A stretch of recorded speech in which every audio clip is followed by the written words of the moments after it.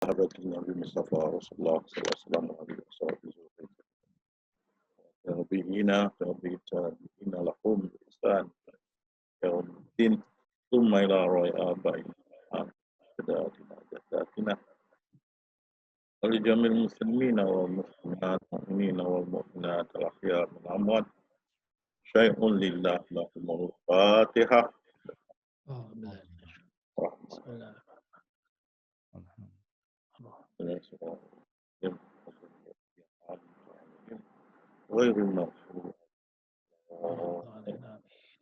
Amin. Bismillahirrahmanirrahim. Alhamdulillah Rabbil Alamin. Wassalatu wassalamu asyrafil anbiya wal mursalin Sayyidina Muhammadin wa alihi wa sahbihi ajma'in. Assalamualaikum warahmatullahi wabarakatuh. Waalaikumsalam warahmatullahi wabarakatuh. Jadi kita sambung.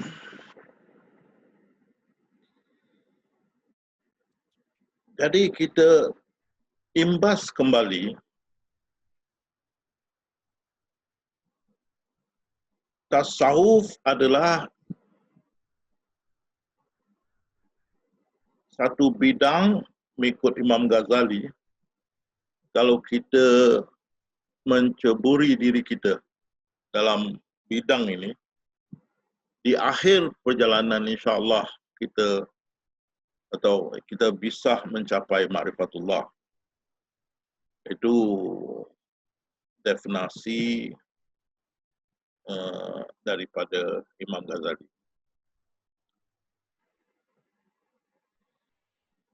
Dan kita tahu tasawuf ini yang pertama-tama mengajar tasawuf adalah Allah Subhanahu wa taala. Di alam azali dia sudah ajar kita. Dia sudah kenalkan diri dia pada kita. Ingat tu surah Alastu birabbikum, bukankah aku Tuhanmu? Kita jawab bala, benar. Dia yang pertama-tama yang mengajar tasawuf. Dan di sini ambil perhatian, tasawuf sudah ada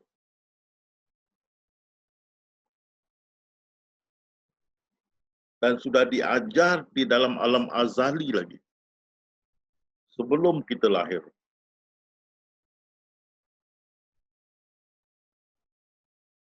Supaya jangan keliru tarikat lain, tasawuf lain. Jadi ingat nih, tasawuf sudah diajar di alam azali lagi.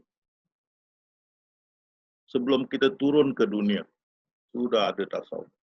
Siapa mengajarnya? Allah Subhanahu wa taala. Dia ajar, dia makrifatkan kita kepada dirinya. Sesudah itu nabi-nabi mengajar tasawuf, memakrifatkan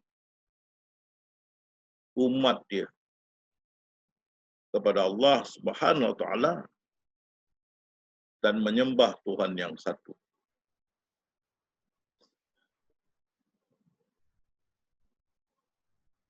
(124,000) nabi-nabi termasuk rasul-rasul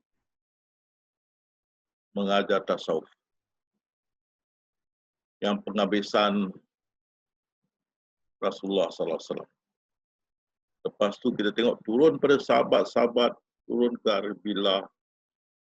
Dan di abad ketiga Hijriah, 300 Hijriah ke atas, baru timbul tarikat di dalam sejarah Islam. Baru pertama kali timbul tarikat dalam sejarah Islam 300 tahun selepas Hijriah.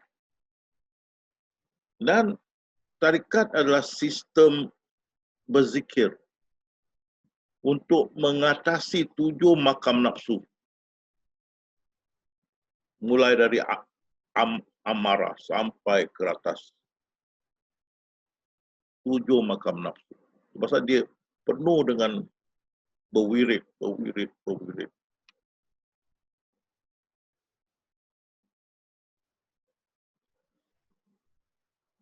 Jadi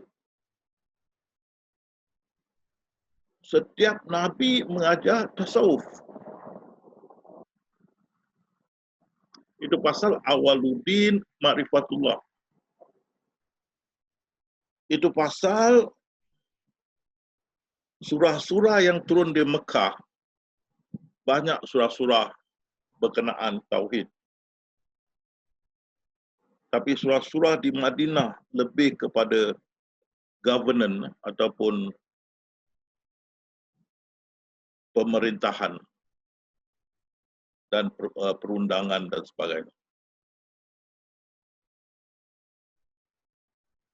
Jadi setiap Nabi menghadap umat dia yang belum beriman, yang masih bergelumbang dengan maksiat dan dosa. Dan mereka, Nabi-Nabi ini mesti berdakwah, mengenalkan umat-umat mereka kepada Tuhan yang satu dan menyembahnya. Ini satu asas yang mustahak. Tak guna bawa perundangan atau pemerintahan. Ini semua tak guna kalau kita punya umat tidak kenal Allah. Tidak ada yang menyembah Allah. Tidak guna. Jadi setiap Nabi awaluddin ma'rifatullah, awal agama, mengenalkan umat dia kepada Allah dan menyembah Tuhan yang satu.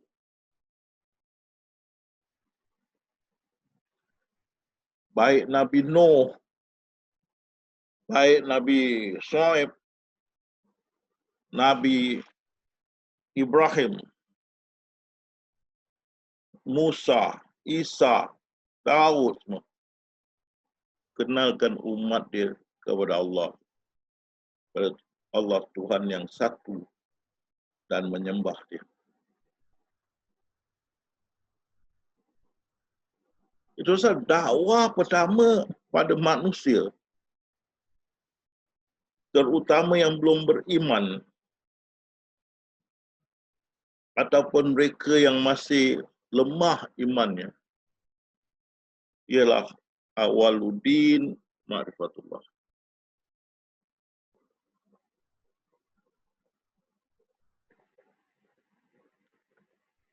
Dan inilah prinsip kita ahli sufi. Daripada zaman sebelum Islam,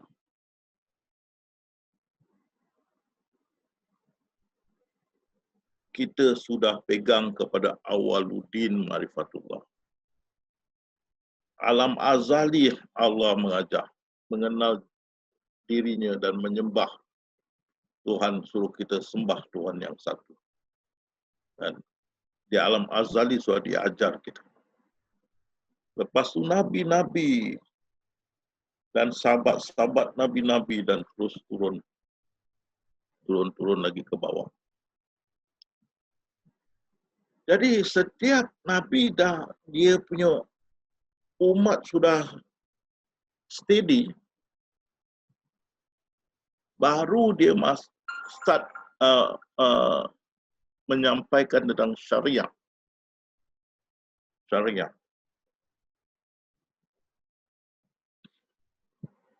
Tapi kita tengok pun ada Nabi-Nabi belum sempat sampaikan syariah, sudah habis dia punya umat. Nabi Nuh alaihissalam, habis umat dia. Tak mau terima tunjuk ajar Nuh, Nabi Nuh alaihissalam untuk mengenal Allah. Habis. Umat Nabi Shu'aib, Nabi Saleh, banyak lagi lah. Habis. Nabi Lut dan sebagainya. Jadi, ini asas pertama. Tiang seri dia. Tiang seri. Satu buah rumah ini, tiang seri. Awaluddin ma'rifatullah. Bila tiang seri sudah okey, baru kita bikin bilik lah, dapur lah dan sebagainya. Bentuk rumah dan sebagainya.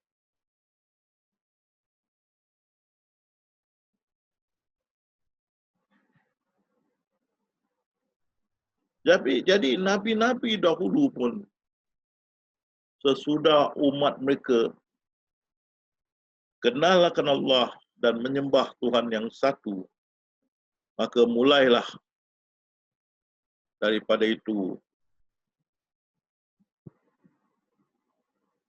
mengenalkan umat mereka kepada syariah. Itu yang Allah SWT berfirman dalam surah Al-Hajj ayat 67. Al-Maidah juga pun ada ayatnya, di mana setiap umat tu Allah memberi syariah tertentu untuk mereka. Berarti setiap umat ada syariat tertentu dia. Dan mesti dia patuhi. Dalam Quran, surah Al-Hajj, surah Al-Maidah itu tertulis. Al-Maidah ayat 48. Hajj ayat 67. Setiap umat diberi syariah mereka tertentu.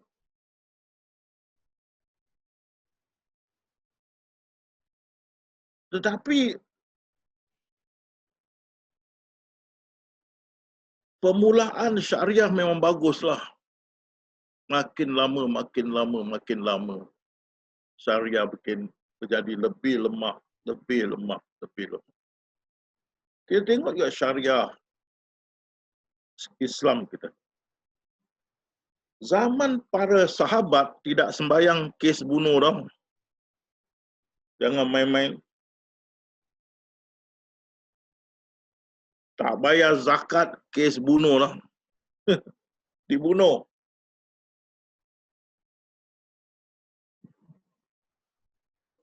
Maka kenapa pula kau tak semayang dibunuh tapi tak bayar zakat pun dibunuh? Kerana dalam ayat Al-Quran dirikan salat dan bayarlah zakat. Dia sambung dan.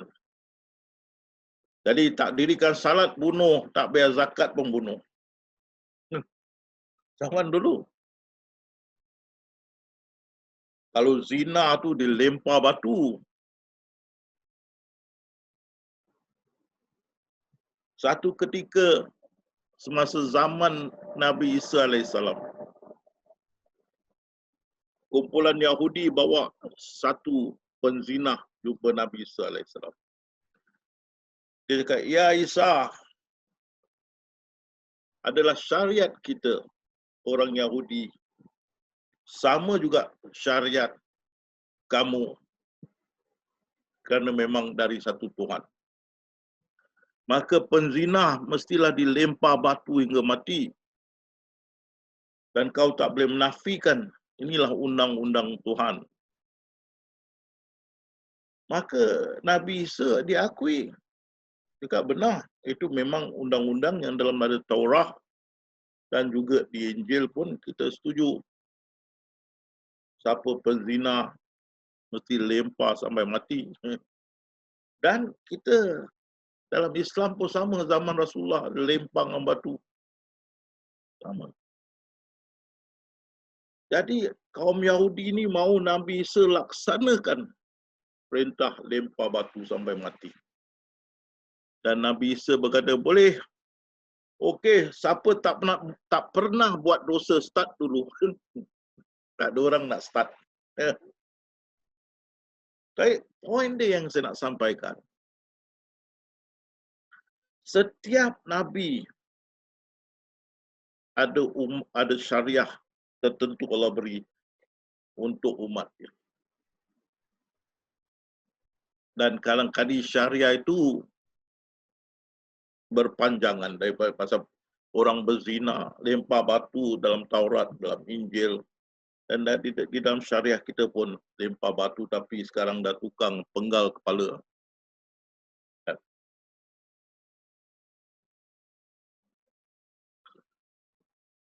So setiap Nabi sesudah makrifatkan umat dia, mulai memperkenalkan syariat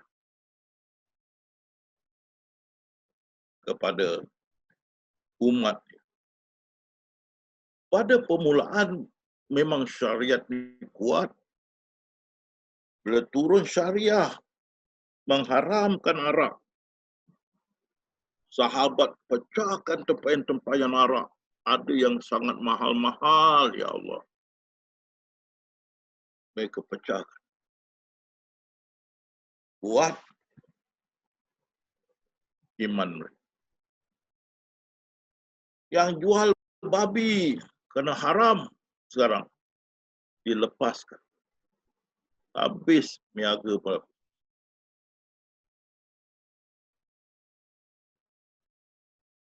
Yang kasih pinjam duit dengan riba,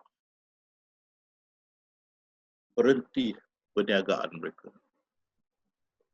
Yang kuat minum, berhenti. Kuat berjudi, berhenti. Yang tanam anak mereka, anak perempuan mereka hidup-hidup, bila lahir, berhenti. Yang ada isteri berpuluh-puluh, lepaskan tinggal 4. Kuat pegangan pada syariah. Kerana iman mereka utuh. Kerana mereka sudah dimakrifatkan. Awaluddin ma'rifatullah. Jadi syariah tak ada problem. Sehingga ahli-ahli sufi yang awal, Al-Sarraj,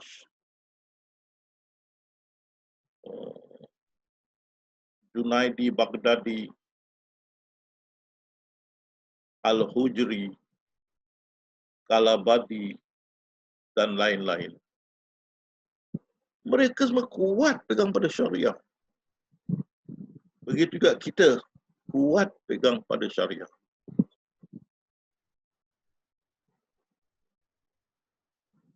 Bukan mazhabnya, syariah. Kuat pegang pada. Sehingga dikatakan ahli sufi, kita berkerangkakan syariah.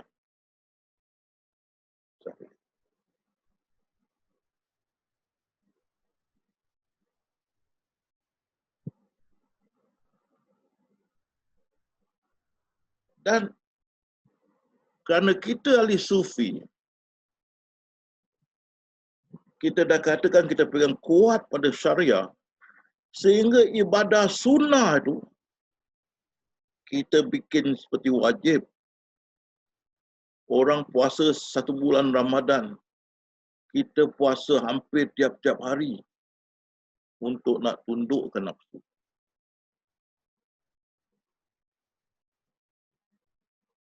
Orang malam tidur, kita malam bersengkang mata, salat dan zikrullah, dan ada yang mengaji. Sampai ke subuh. Dan dalam kita hidup keseharian sentiasa zikrullah. Sentiasa ingat pada Allah Subhanahu.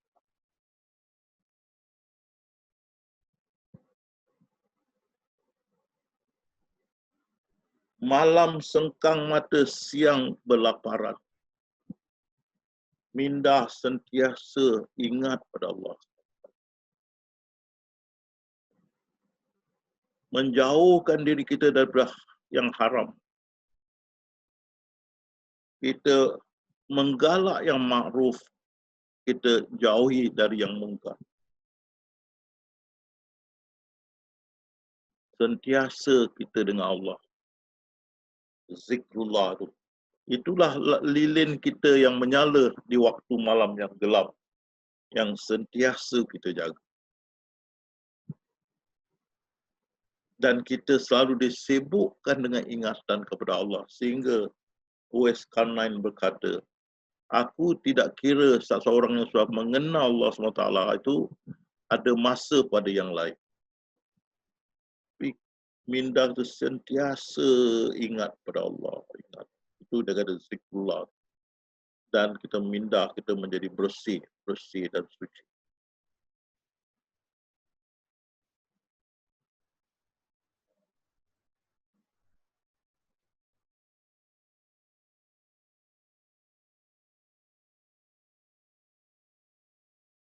Dengan keimanan Awaluddin Marfatullah baru diperkenalkan kepada syariat. Dan permulaan memang kuat orang pegang pada syariat.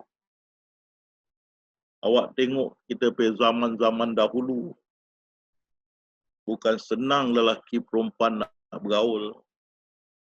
Nak girlfriend, boyfriend pun susah. Kalau awak tengok cerita Bujang Lapuk, nak jumpa girlfriend pun kena pakai signal botol, tong tong tong tong tong pakai botol. Bukan senang.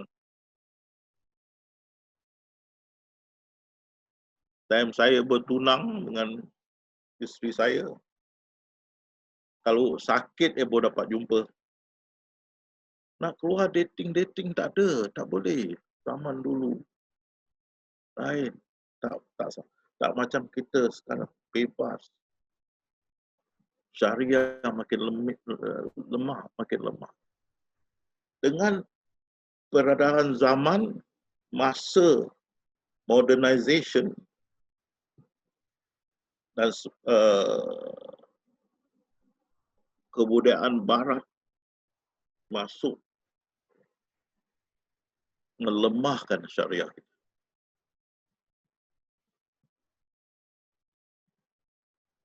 Itu satu fakta. Lagi satu fakta yang paling kuat yang menjahanamkan syariah ialah politik.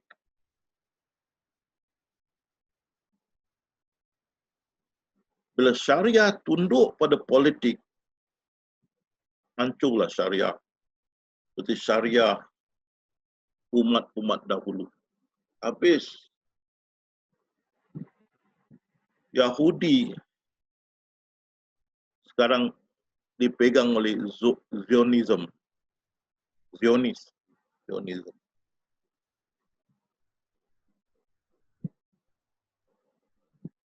Kristian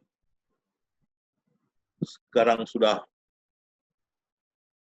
free will, kebebasan memilih. Setiap orang ada kebebasan memilih. Kawin lelaki dengan lelaki pun boleh kawin suka hatilah. Free will. Kerana tekanan daripada politik, tekanan daripada kebudayaan luar masuk, maka syariah berubah. Itu pasal Rasulullah SAW bersabda, masyarakat dahulu hancur kerana bila orang-orang ternama membuat salah, ditutup mata. Tapi bila orang bawahan, ditekan. Rasulullah SAW bersabda, kalau anak aku Fatimah mencuri, aku sendiri akan potong tangan dia. Dan kita lihat,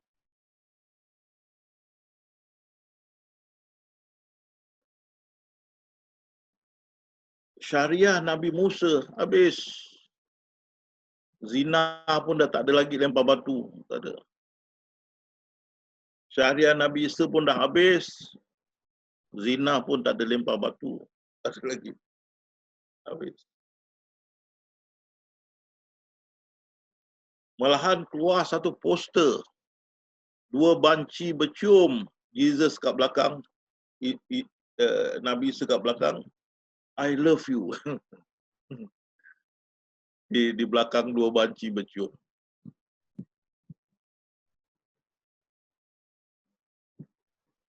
Dan tekanan politik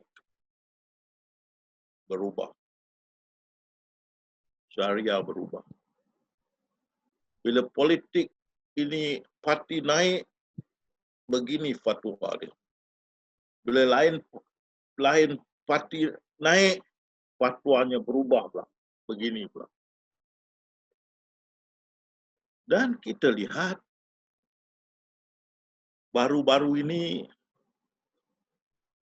Quran diubah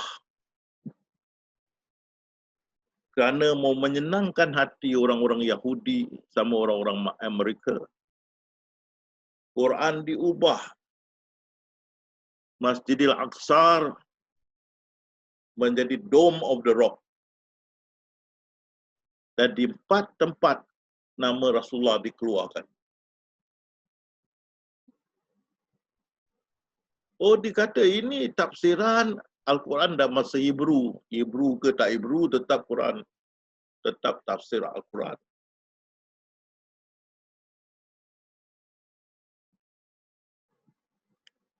Kenapa tekanan politik?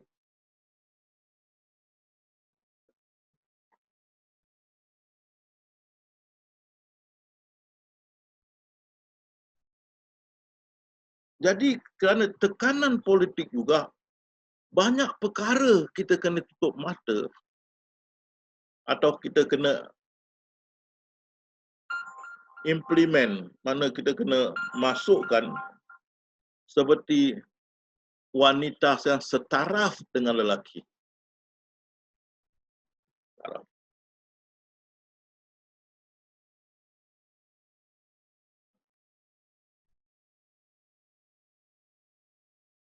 Maka kita dapati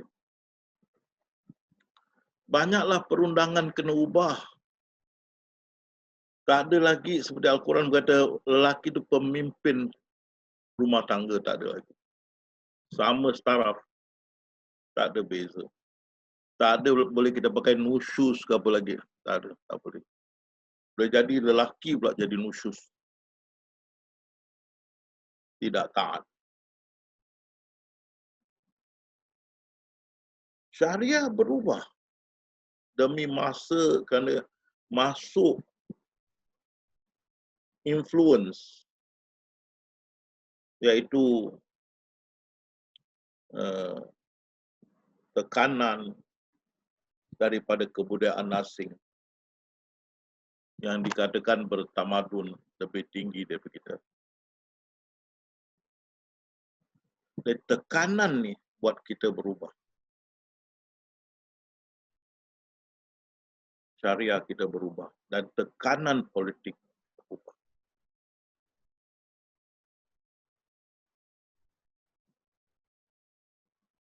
Dan kita tengok hilang syariah Nabi Musa, habis. Sekarang dipegang oleh Zionis.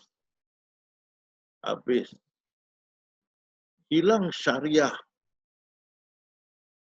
Nabi Isa, hilang.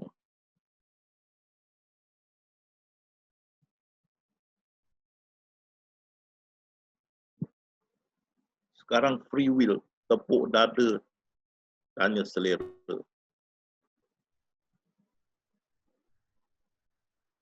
Dan ini akan turun kepada kita, syariah Muhammad Rasulullah SAW.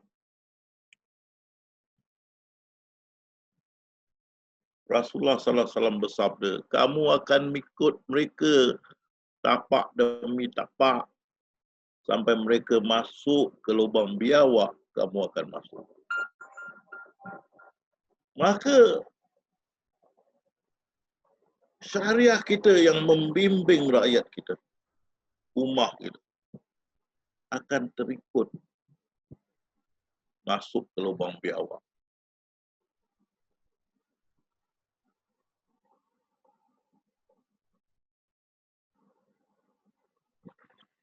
Dan akan hancur. Akan hancur.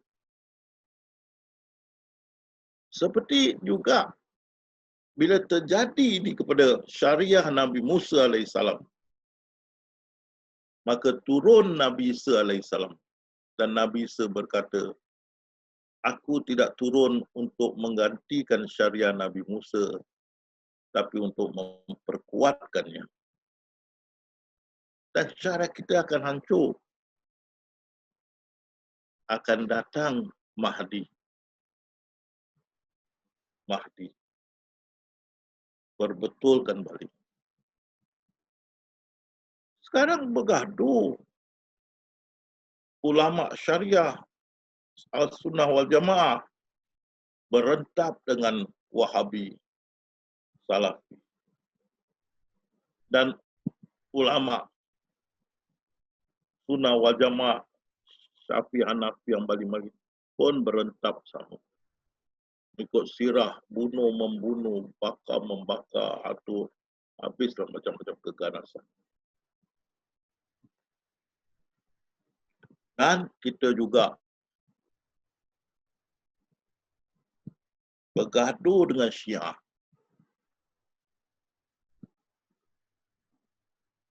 Syiah pula berkata, kami Ahlul Bait. Kami dari keluarga Rasulullah sallallahu alaihi wasallam. Sayyidina Ali, Siti Fatimah, Hasan, Husain, cucu Rasulullah.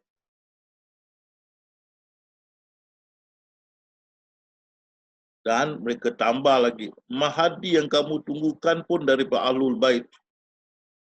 Kerana Rasulullah berkata, Mahdi itu adalah zuriatku.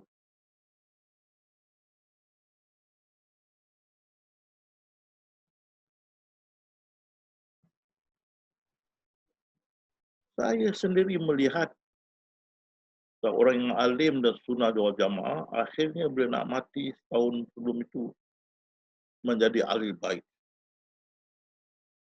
Bila ditanya kenapa, dia akan lebih confident kerana itu adalah ahlul bait.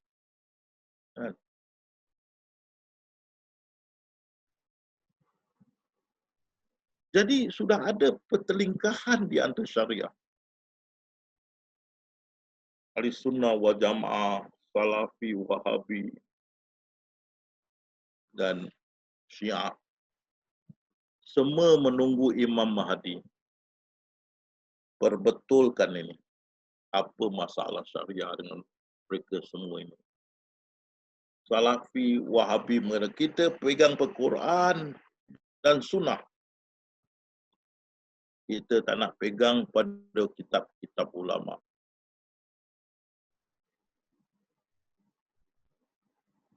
Sunnah wal jamaah Syafi'i, Hanafi, Hambali. Kita pegang kepada kitab-kitab ulama itu pasal mereka jadi mukallid. Apa pun rujuk kepada kitab-kitab ini. Nanti saya sentuh lebih mendalam.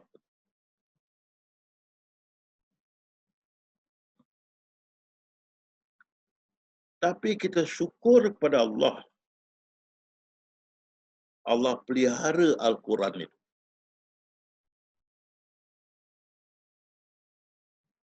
Dengan Al-Quran itu utuh, tidak berubah. InsyaAllah, syariah kita yang lama-lama pupus dapat dikembalikan semula ke pangkal jalan.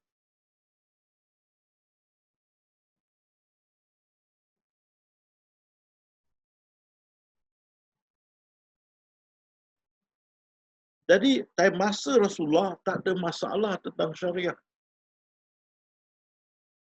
Ada pertanyaan, tanya Rasulullah. Ada kemuskilan, tanya Rasulullah.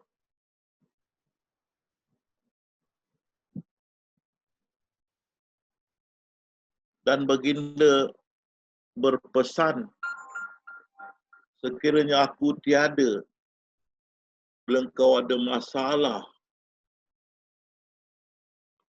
baliklah kepada Al-Quran. Kalau engkau tidak ada jawapan, baliklah kepada sunnah. Sesudah itu Rasulullah dalam firman dia yang lagi satu, dia berkata, bersabda, rujuk juga kepada khalifah dia yang dapat petunjuk. Jadi kita tengok tu khalifah yang dapat petunjuk itu 4 lah. Abu Bakar, Umar, Uthman, Ali.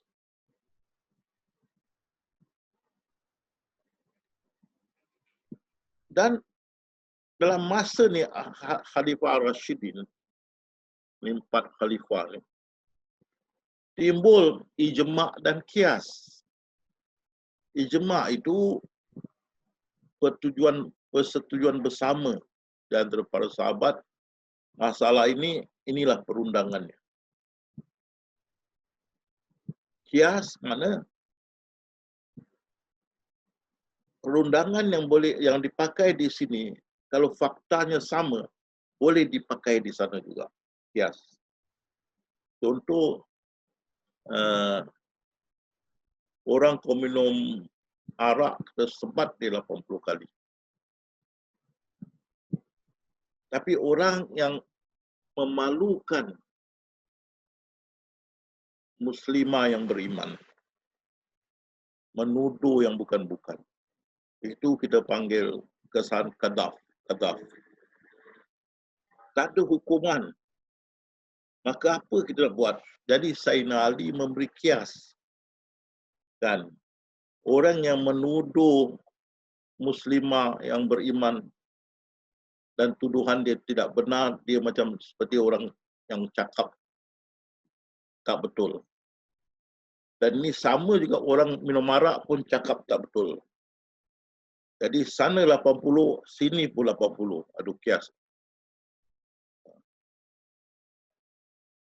Ijma' tu adalah para sahabat setuju beramai-ramai, inilah perundangan yang mesti kita pakai untuk perkara ini.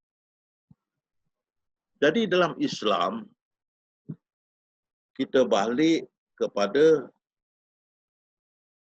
Quran dan Sunnah. Sudah tak ada itu, kita balik ke Sunnah Khalifah yang dapat petunjuk. Jadi kita ada Quran, Sunnah, Ijma' dan Qiyas. Kalau ini tak ada, apa nak buat? Jawapannya tak ada dalam Al-Quran. Tak ada dalam Sunnah Rasulullah. Tak ada dalam Sunnah para sahabat. Apa kita nak buat?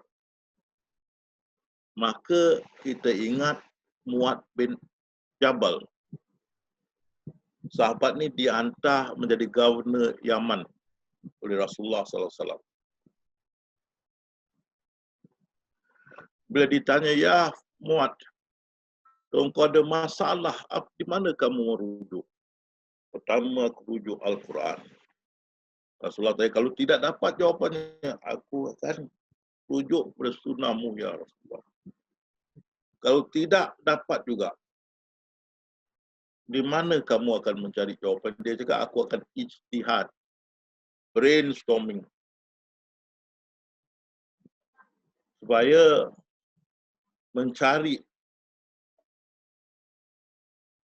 mencari jawapan pada masalah itu. Jadi ini ijtihad yang jadi masalah besar. Selepas sahabat-sahabat dah tak ada, menjadi masalah besar. Pasal bila ijtihad di merata negara Islam pada masa itu, maka timbul fatwa keluar kat sana, fatwa keluar kat sini, fatwa keluar kat sana. Macam-macam fatwa keluar dah.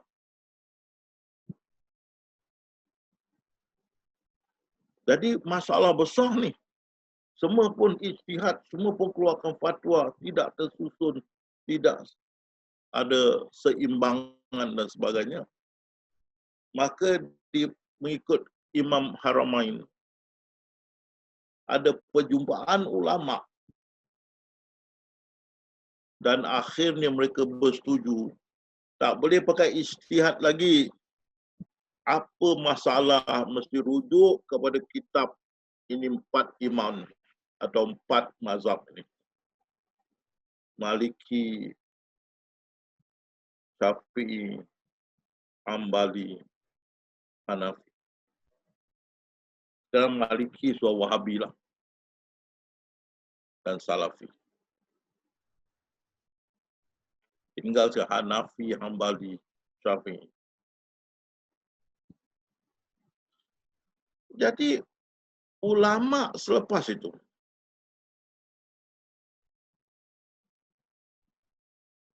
mereka akan kembali ke kitab-kitab Imam Syafi'i ataupun imam-imam yang dibawa yang mengikut Imam Syafi'i, kitab-kitab mereka dalam mazhab Syafi'i, Hanafi dalam mazhab Hanafi, Hambali dalam mazhab Hambali mengikut. Itu yang jadi peperangan, pembunuhan, menjadi harta benda dibakar dan sebagainya. Pasal masing-masing itu taksub kepada mazhab masing-masing. Wahabi kata, kami tak mau terima. Kami tidak tak mau terima kamu kerana kamu berpegang lain daripada Quran dan Sunnah. Kami tidak terima. Jadi kalau kita tengok Salafi di Singapura ke di rantau ini, mereka berquran dan Sunnah. Jadi you tengok tak ada tahlil, tak ada talqin, tak ada berdoa dan sebagainya. Apa yang tak ada dalam Quran dan Sunnah mereka tak nak.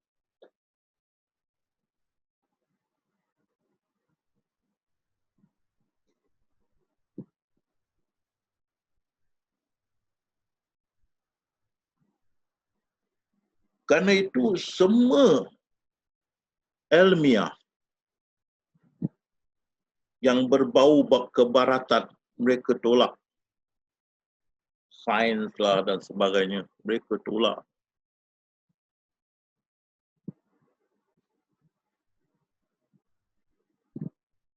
Jadi perubatan Ibnu Sina lari ke negara barat.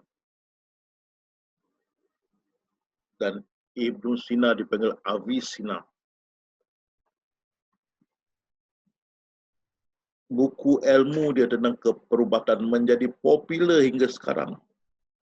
Sehingga baru ditulis yang quarantine ini atau lockdown atau quarantine ini yang digunakan untuk coronavirus. Saranan ini adalah daripada kitab Ibnu Sina yang masih ada di Amerika, yang masih dibuat rujukan. Lari Ibnu Rus, ilmu tentang psikologi dan sebagainya. Lari algebra, lari alchemy, chemistry, lari ke negara barat. Kerana ini semua ilmu berbau kebaratan. Tidak dimau terima oleh mereka yang berpegang kepada Quran dan Sunnah. Keras Wahabi dan Salaf. Tapi lebih menyedihkan, bahkan saya di Amerika tolak ilmiah Islam yang berbau kebaratan. Mereka juga tidak mau terima alat-alat yang berbau kebaratan. Jadi kalau kita pakai baju kemeja, tidak boleh. Kita pakai sepatu, tak boleh zaman dulu. Kita pakai seluar panjang, tak boleh. Akan dikata kau nak jadi serani. Tak boleh.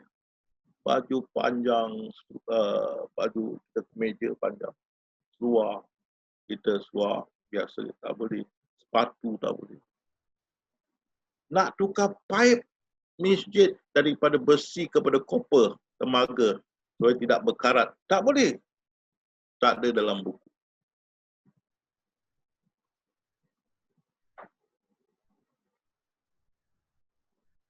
Di dalam pemerintahan Sultan Salim ketiga, Kerajaan Osmania, Nak bikin senjata tak boleh.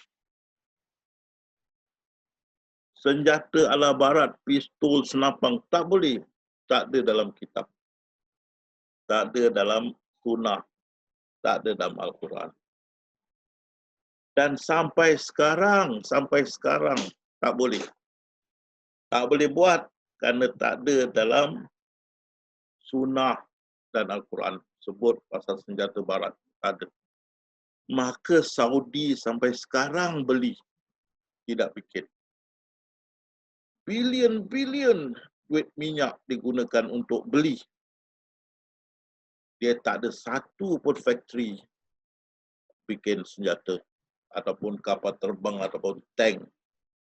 Sehingga Sultan dia yang baru-baru ni berkata, kita asyik beli. Satu pun kita tak buat. Basikal pun tak buat. Bila kita start membuat? Tapi senyap. Pasal ulama mereka tidak benarkan. Tak ada dalam Quran dan Sunnah. Tidak boleh buat. Jadi diorang tak setuju dengan Sultan Salim ketiga ni, kerajaan Osmania. Nak bikin senjata diorang tak kasih. Diorang tengok basikal diorang bakar. Dia kata inilah kuda syaitan. Messenger yang kayu basikal dia pukul pakai pasal apa naik kuda syaitan. Kan? Dia bakar telefon lain. Dengan itu Sultan tak boleh beri arahan pada askar-askar dia. Dia bakar jam town hall di Jeddah, kalau tidak salah nama dia, di Jeddah, saya tak lupa. Dia bakar, dia pecahkan. Jam town hall ni semua syaitan.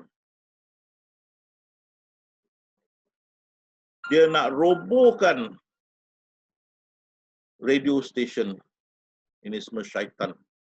Nasib baik datang idea yang menguruskan stesen radio tu mengadakan bacaan Al-Quran. Mereka berhenti. Kaum wanita, mereka Universiti Azhar tak nak terima. Sampai tahun 1956, di atas desakan kerajaan Mesir, akhirnya mereka buka. Dan itulah satu-satu sebab kenapa ada Universiti Kairah. Kerana pada masa itu, saja wanita tidak diterima oleh Azhar. Maka tertubuhnya Universiti Kairah.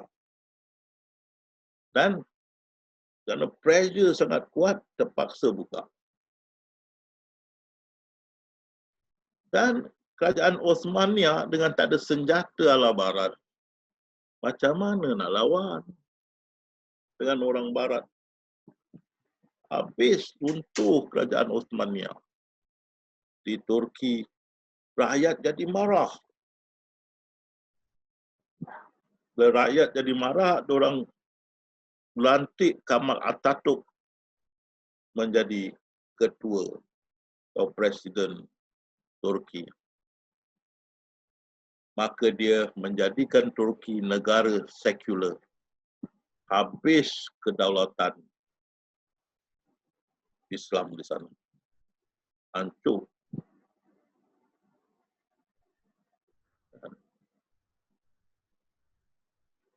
Kerana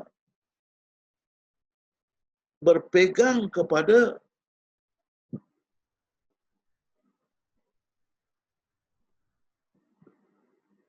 kepercayaan yang tidak boleh keluar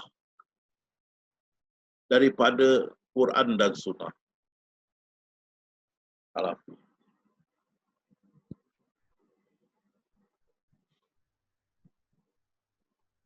Kita pula mazhab Syafi'i, Hambali, Hanafi. Kamu ingat Muad bin Jabal kata, kalau ada masalah aku rujuk pada Al-Quran. Aku rujuk pada sunnah kamu ya Rasulullah, aku tak ada jawapan di Al-Quran. Kalau sudah itu aku ijtihad. Dan kita tahu juga, Rasulullah cakap, rujuklah kepada sunnah khalifah-khalifah yang dapat petunjuk. Tapi ahli sunnah wal jamaah iaitu Syafi'i, Hanafi, Hambali, mereka tidak buat begini, kata, oh aku ikut Rasulullah. Tak benar.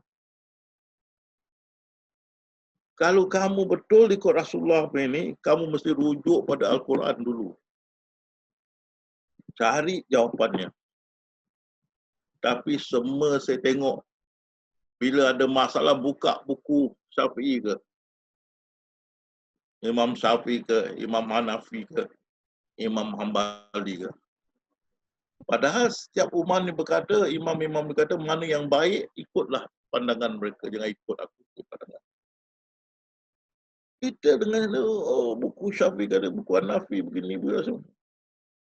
Tak boleh. Mesti balik pada Al-Quran, cari sendiri dalam Al-Quran. Tak ada, tengok dalam hadis-hadis. Kan? Tak ada ijtihad.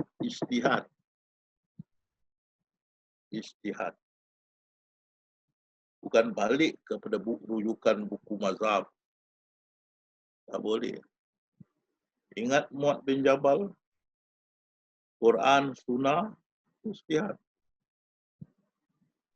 Bukan balik kepada buku kitab Syafi'i lah, kitab Hanafi lah, kitab Hambali. Tak boleh.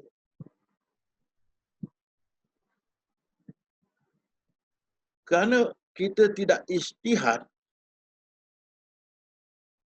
jadi undang-undang kita tak berubah. Jadi kuno. Maka kita tak boleh bersaing dengan undang-undang civil dalam banyak perkara. Stock exchange, perkapalan, tentang pesawat di udara,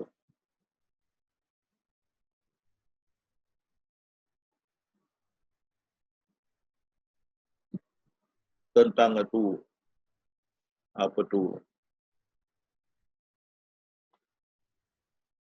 company besar, macam undang-undang syarikat.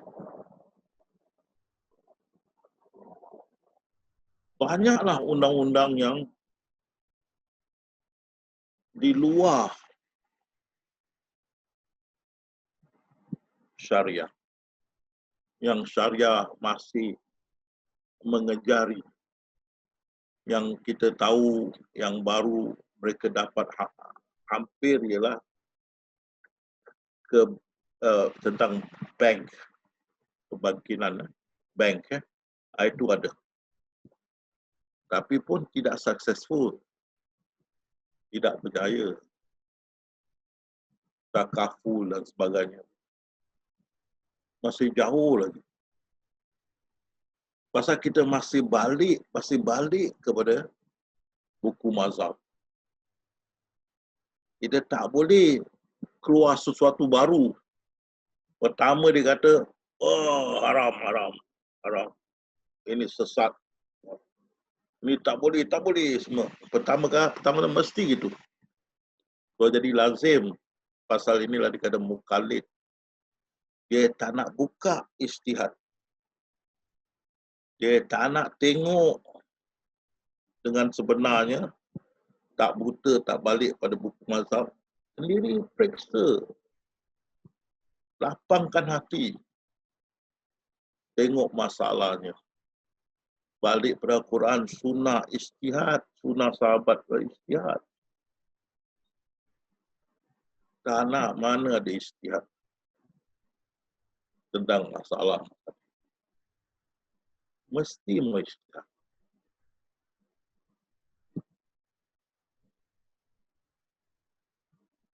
bila kita menghadapi suatu masalah. Tak boleh, oh Syafi'i berkata gini, Hambali kata begini, tak boleh.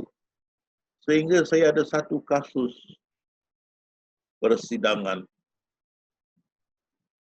Orang ini soal lafaz cerai, orang Melayu kita. Berapa hari dia tiduri istrinya. Kerana sahabat-sahabat dia Hanafi berkata kalau kau tidur dengan isteri kau, kira sudah rujuk lah. Jadi dia tidur dengan isteri dia dan dapat sampai 4 anak. Lepas tu bergaduh lagi, datang syariah court, isteri mengadu yang dulu dia ada lafaz cerai. Ditanya, kamu ada lafaz rujuk? Tak ada. Mana secara lisan mengatakan kamu ambil balik isteri kamu, ada? Tak ada. Jadi apa kamu buat? Saya tiduri dia. Dan kamu ingat, kamu tiduri dia sudah rujuk. Ya, kawan-kawan saya Hanafi berkata begitu. Maka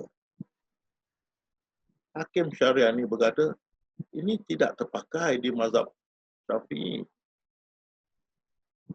Mazhab Syafi'i mesti mau lafaz rujuk. Bukan dengan tiduri isteri kamu. Maka sudah ada 4 anak, macam mana dia? Jadi, ditangguhkan, kita cari, dikatakan kias. Dapat kita satu keputusan dari negeri Malaysia, di mana kita bisa pakai mana satu mazhab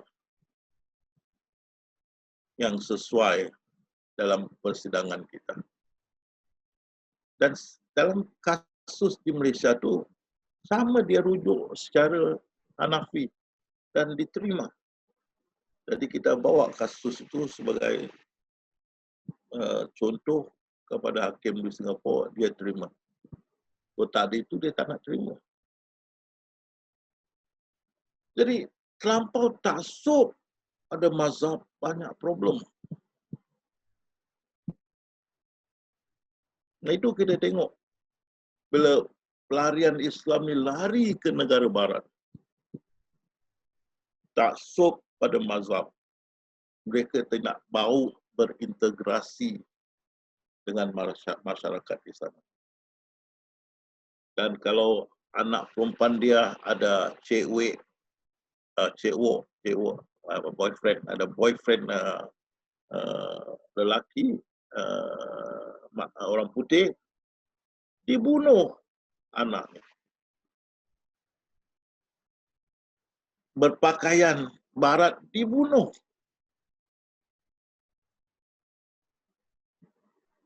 Demi mau menjaga keagamaan dan kehormatan.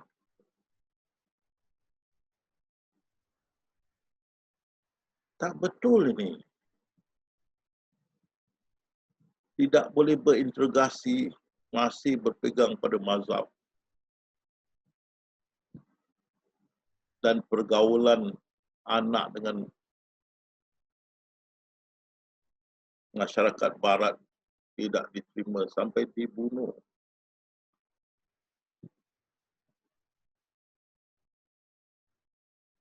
Taksub pada mazhab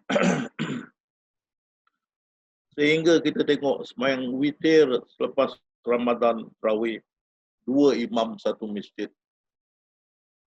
Syafi'i depan, Hanafi belakang. Hanafi witir 3 rakaat, Syafi'i 2 dan 1. Taksub pada mazhab.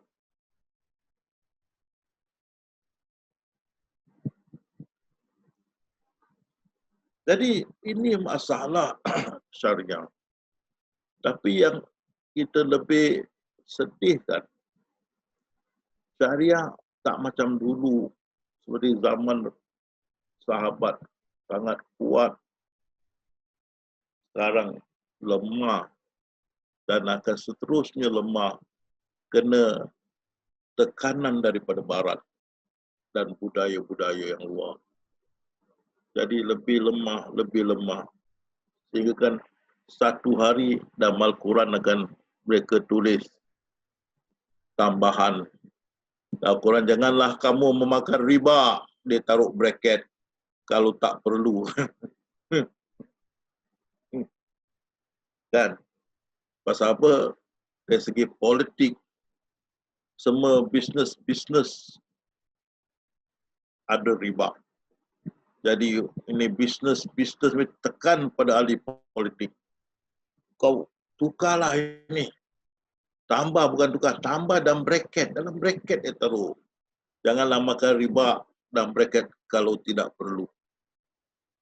Supaya kita dapat perniagaan dari orang Islam. Kan? Bila kita kata tengok dia tidak perlu. Tapi ini perlu. Boleh. Macam-macam akan diubah di hari muka.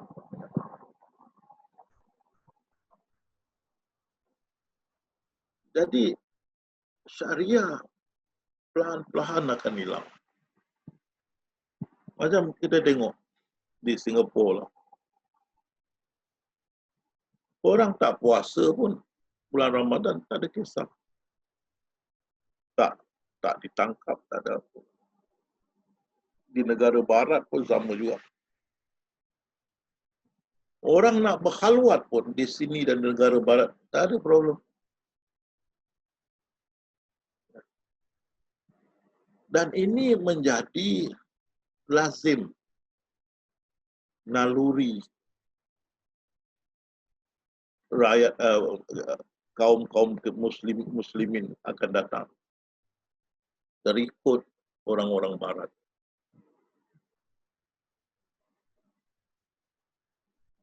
Bila ini tak dijaga, datanglah gejala-gejala yang bukan tak bermoral akan berlaku.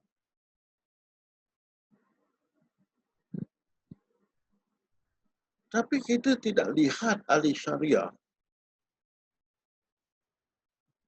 cuba mengatasi ini problem. Tidak menyedari ini problem. Tidak dengar mereka berkata, kita mesti buat sesuatu yang boleh menahan syariah tidak merusut seperti masyarakat lama. Kalaupun merusut pun kaedahnya lama, tak sekelip mata. Tengok saya segi pakaian kita punya anak-anak, gadis, anak remaja kita. Semua tu kebaratan. Keluar jin lah, blouse lah, sebagainya. Kebaratan.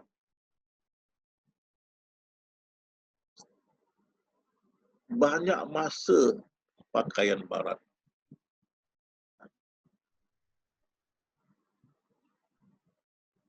Sudah tidak sama dulu dengan sekarang. Jadi kalau tidak ada kesedaran untuk mengatasi ini, syariah akan menjadi lebih lemah. Akan berubah. Kalau tidak jaga, akan menjadi seperti negeri barat. Kebebasan bertindak atau memilih kebebasan.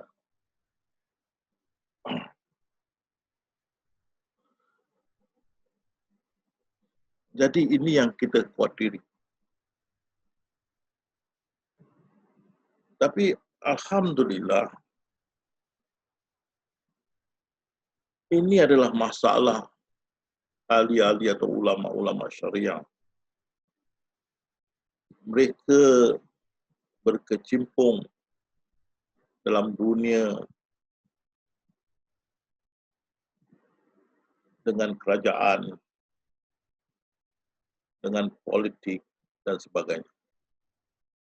Kita ahli sufi tak ke sana. Kita yang masa hanya dengan Allah Subhanahu Wa Taala.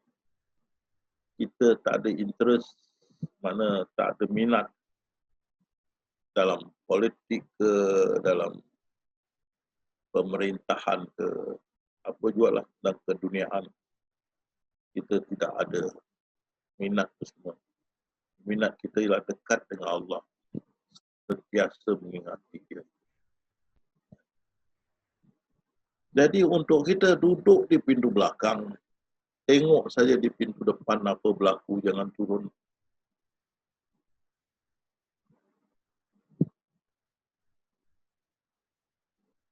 Dan kalaulah kamu ahli-ahli sufi memegang jawatan ahli syariah, jangan lupa kamulah ahli sufi. Kalau kamu tidak boleh memikul perubahan-perubahan yang kamu tidak setuju depan mata kamu mesti lepaskan dan kembali kepada dunia ahli sufi, sentiasa bersama Allah Subhanahu wa taala.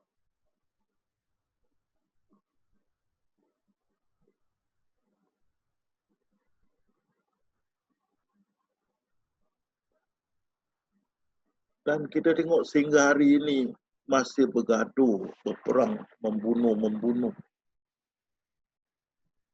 Kita tengok Yaman teruk kena bom. Kita tengok Syria, Iran teruk bom. Kita tengok Saudi berperang dengan mereka.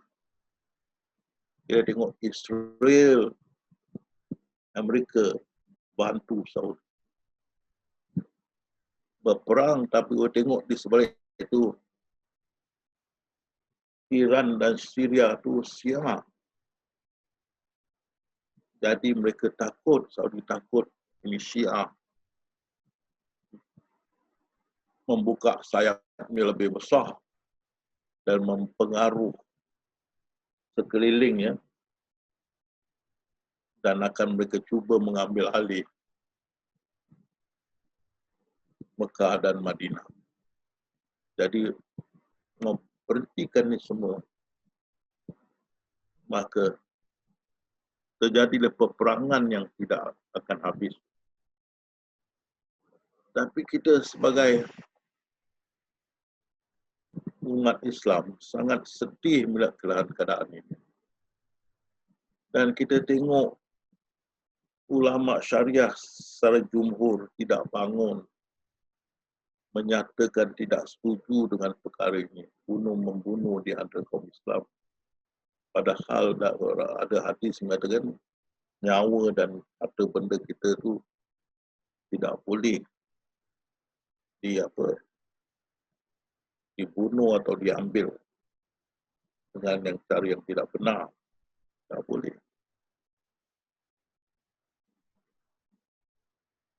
Jadi saya punya pandangan, ulama syariah secara jumhur mesti bikin satu pertubuhan. Pertubuhan ulama-ulama syariah. Kita jangan pandang pada OIC lah, itu politik.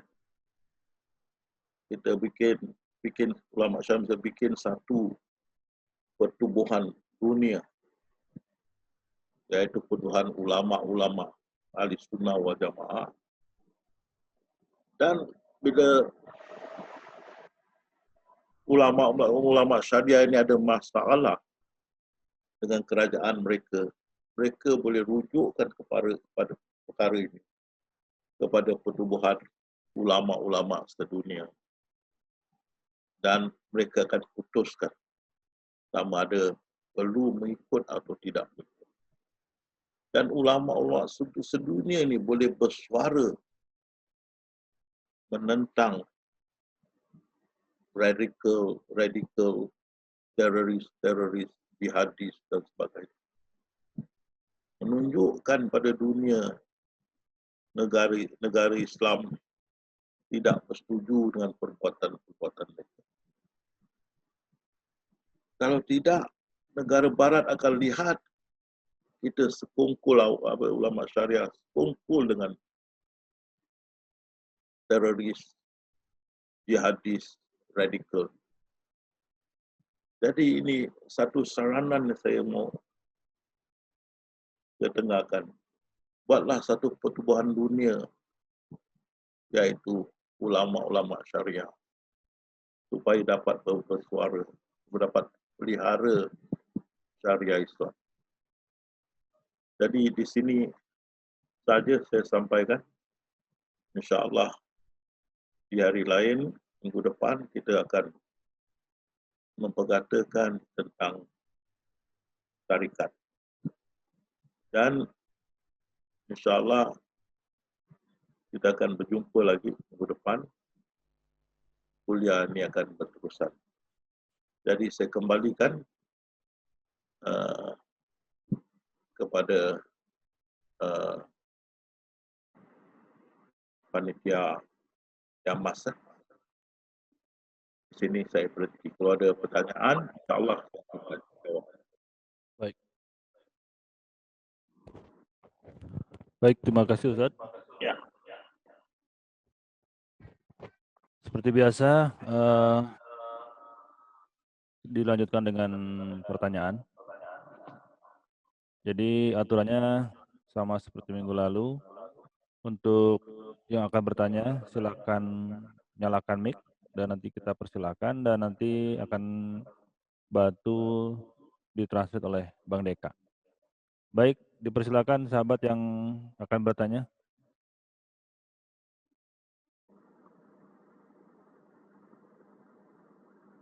Dari Malaysia juga dipersilakan, dari Singapura dipersilakan. Silakan, halo.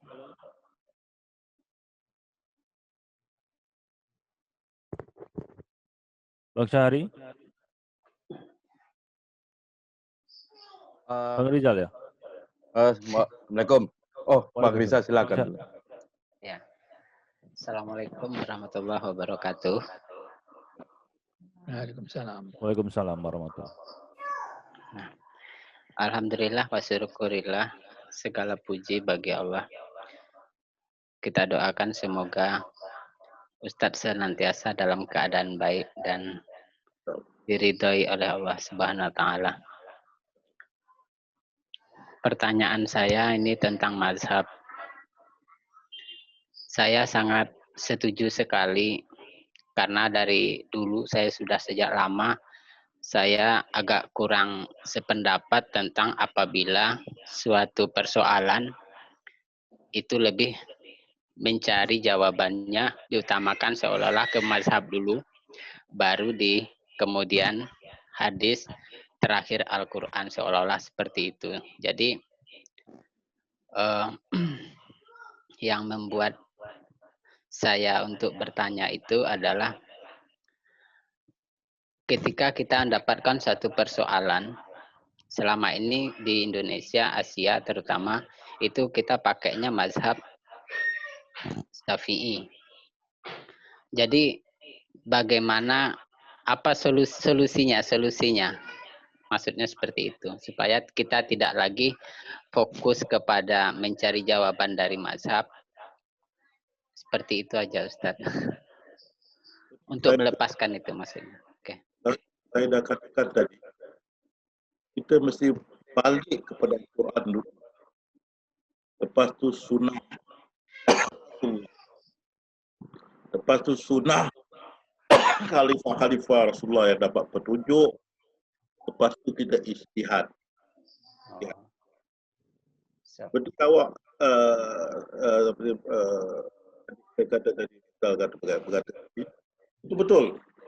Bila ada masalah, diorang balik pada buku mazhab dulu. Tak dapat jawapan, balik pada sunnah Rasulullah. Lepas tu balik kepada Al-Quran. Jadi terbalik di basic. Lepas tu Al-Quran dulu. Lepas sunnah, baru mazhab lah. Atau istihad. Tapi tak. Kitab mazhab dulu.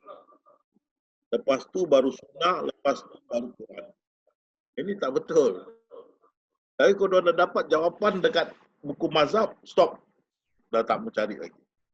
Dan pada mereka jawapan imam-imam ini pun sudah rujuk pada Quran dan Sunnah. Kenapa kita nak rujuk balik? Tak boleh. Kan? Kita mesti rujuk balik. Pasal apa? Tidak macam kita jadi hakim di syariah. Kita tak boleh mengatakan semua kasus tu sama. Tak boleh. Jadi kita menghukum sama begitu. Tak boleh. Kita mesti tengok betul-betul. Kadang-kadang ada lain.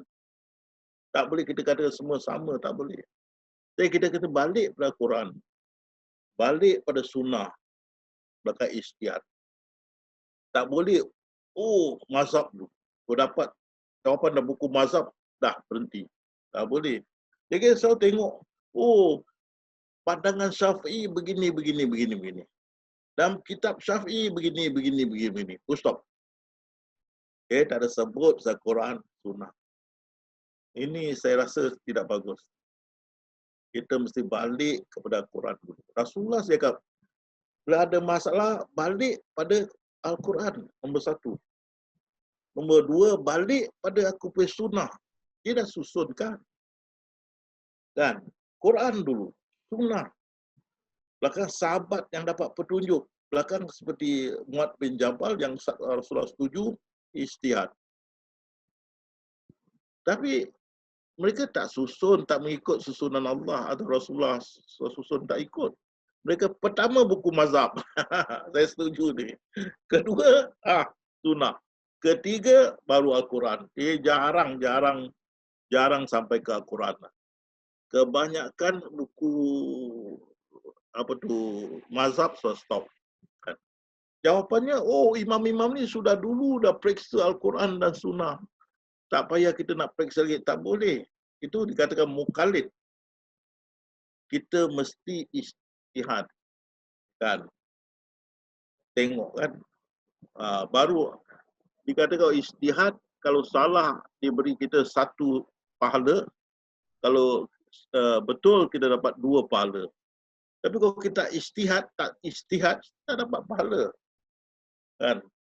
Jadi susunannya mesti Quran, seperti Rasulullah susunkan, sunnah sahabat yang petunjuk, ijtihad.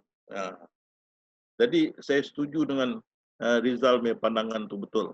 Selalu dia balik pada buku mazhab dan stop di situ. Okey, ada lain pertanyaan? Tanya Mas Bayu.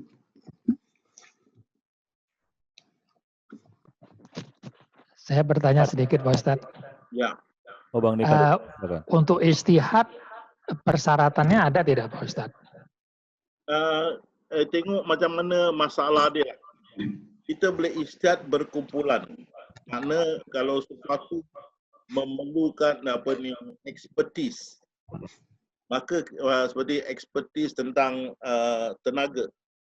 Jadi kita boleh ijtihad dengan ada beberapa spesialis tentang tenaga yang beragama Islam, dan kita cubalah menguraikan perkara ini. Kalau tak dapat dia Quran di Sunnah, kita ijtihad beramai-ramai. Dia boleh beramai. Tapi kalau perkara macam tidak begitu serius, kita sendiri ingat kita boleh ijtihad, kita ijtihad. Jadi memang semasa saya buat master degree, memang saya dalam usul fiqah ada tertulis kita boleh bikin ijtihad dalam satu grup orang yang bijak pandai lah tentang sesuatu perkara. Boleh. Tapi kalau kita tak perlu tu semua, kita sendiri macam hakim syariah court, hakim mahkamah syariah, mereka boleh mendapat satu kasus tu, mereka mesti ijtihad. Kan? Ijtihad mencari jalan tu. Kan? Mereka tak boleh terus balik pada buku mazhab. Kan? Mereka mesti pada Al-Quran, As-Sunnah, ijtihad. Sunnah sahabat yang dapat petunjuk, ijtihad. Itu sendiri boleh buatlah. Jadi menjawab persoalan Pak Deka, ijtihad boleh berkumpulan atau bersendirian. Itu jawapan saya. Terima kasih, Pak Ustadz. Ya. Baik, Bang Mansur mau bertanya, Bang Mansur? Dipersilakan. Assalamualaikum Ustaz. Kurang keras, Bang Mansur. Assalamualaikum Ustaz. Wassalam. Salam. Agak dekat, Bang Mansur. Saya ada dua soalan Ustaz ya. Dua soalan. Yang satu itu kalau di Al-Quran itu kalau tak salah saya kalau ada masalah kembali ke Al-Quran. Nah. Kemudian kalau habis itu sunnah Rasul. Kemudian yang ketiga ulil amri Ustaz. Ulil amri ini siapa Ustaz? Ulil amri itu ketua kerajaan. Amri atau leaders. Orang yang jadi ketua. Selalu ulil amri itu dalam pemerintahan lah. Ulul amri. Bukan, itu lain. Itu kalau kita bukan ada masalah keagamaan, tidak. Macam kita ada masalah dalam pentadbiran yang kena mengena dengan agama lah. Kan kita mesti dengar macam kita tahu ulul amri berkata jangan keluar rumah. Kita mesti dengar. Sebab dia ketua kan rumah, ketua pemerintah. Kita jangan nak lawan dia. Sebab dia ketua kita, ulul amri. Jadi dia kata okey masjid semua tutup kerana kita boleh menjakiti penyakit ni atau orang akan boleh menjakiti daripada kita. Jadi kita patuh ulul amri. Itu ulul amri lah. Tapi dia bukanlah sahabat-sahabat yang dapat petunjuk. Tidak, dia ketua. Dan kita ulul amri macam di Singapura ni ataupun WHO tu bukan Islam. Kan? Tapi dikata ulul amri tapi dia kata ulul amri yang beragama Islam. Dalam Quran ini ulul amri.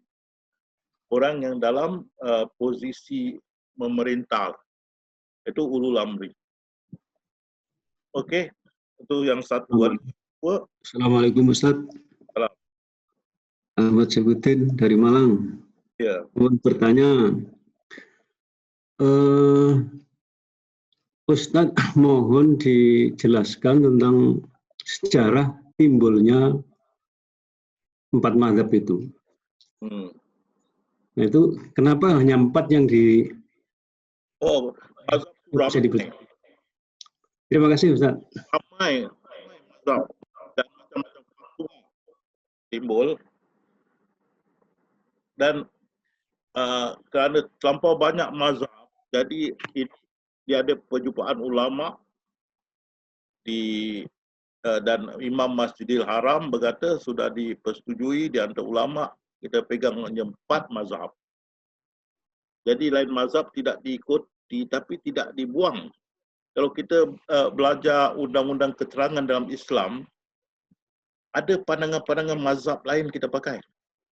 Bukan ini 4 mazhab. Dalam undang-undang keterangan Islam kita pakai. Tapi untuk asas kita punya kehidupan, kita pegang ini 4 mazhab sajalah. Itu yang diputuskan oleh ulama-ulama yang diisytiharkan oleh Imam Haramain. Yang ini 4 mazhab tidak ada dituruti. Tapi memang banyak mazhab ada. Okey, itu jawapan saya lah.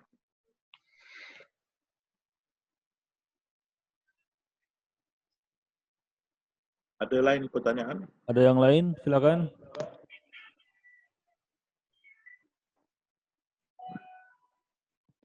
Assalamualaikum Ustaz. Bang Syahri, silakan. Ustaz, menarik sekali tadi Ustaz.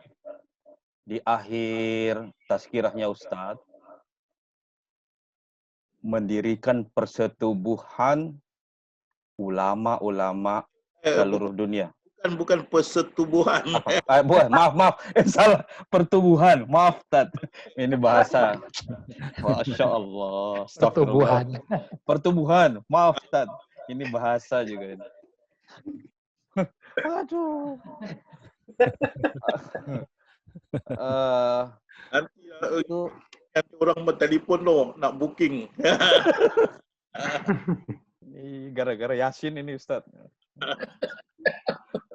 Jadi Ustadz, di bayangan saya tadi sepintas, apakah bisa ini seluruh dunia ini single Islam world, jadi dunia Islam yang satu. Terus terkait dengan Yamas, kalau melihat begini luar biasa ini, Yamas harus bergerak ikut berkontribusi menjadi Islam yang satu. Tidak gampang ya Ustadz ya menjadikan Islam yang satu ini Ustadz ya. Karena semua dimulai dengan politik sudah gagal semua. Makasih Ustadz. Tapi kalau saya mau pandangan saya, kalau ini bisa ditubuhkan, saya rasa negara Indonesia yang paling layak untuk menubuhkan ini. Pasal ini negara Indonesia yang paling banyak ulama. Jadi kau dapat bersatu dan kita panggil yang lain-lain negara bergabung, insyaAllah dapat dibikin satu pertubuhan ulama-ulama sedunia di mana kita boleh menyatakan hasrat atau pendirian umat Islam secara jumhur atas sesuatu perkara yang berlaku.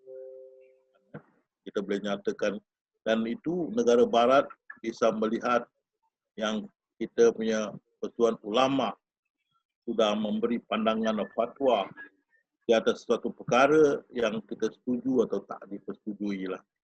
Jadi dengan itu tidak mereka melihat kita sebagai sekongkol dengan teroris atau radikal dan sebagainya. Jadi saya tak tahu Yamas boleh tak, pasal Yamas kita ahli sufi. Kita lain lah. Dan kita tak nak masuk campur ni. Kita hanya beri pandangan lah. Tapi kita tak masuk campur. Karena Yamas adalah ahli sufi. Mereka lain. Tapi mungkin boleh buat satu pertubuhan. Pertubuhan ulama-ulama sedunia. Kan? Ulama-ulama syariah sedunia. Itu kalau dapat dibuat, alhamdulillah. Dan saya pandangan saya yang layak sekali di Indonesia.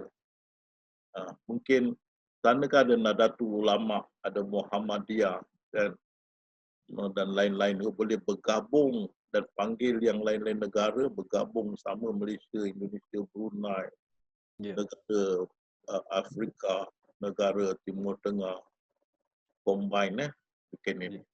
Saya teringat Mahathir. Ya, Mahathir. Mahathir dia cuba nak buat baru-baru ini satu pertubuhan negara-negara Islam untuk mengganti OIC lah macam. Tapi semua orang tak berani. Berani datanglah ketua-ketua negara-negara Islam tak berani datang kerana takut pada Saudi. Kalau di Indonesia buat pertubuhan ulama-ulama syariah sedunia, ini tak ada kena-mengena dengan politik. Ini pandangan saya kerajaan pun tidak akan masuk campur.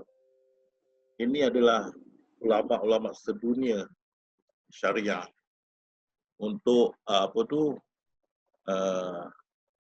menjaga syariah Islam seluruh dunia supaya dapat bersuara terhadap radikal-radikal ni, jihadis, teroris dan sebagainya. Dan ini satu hasrat yang mulia, saya fikir kerajaan bisa terima. Tapi saya rasa Indonesia yang paling layak untuk buat.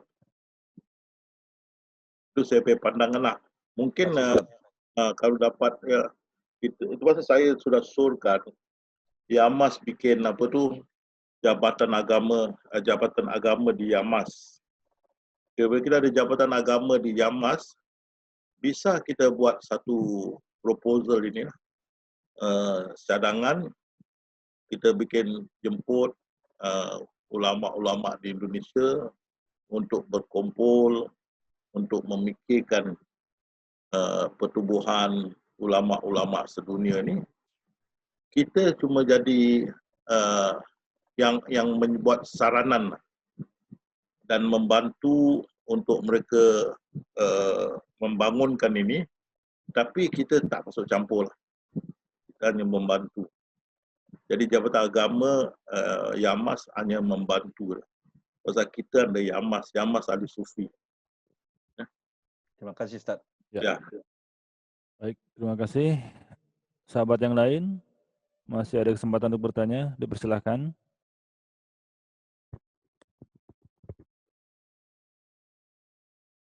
Iya. Masih ada? Silakan. Phone mic.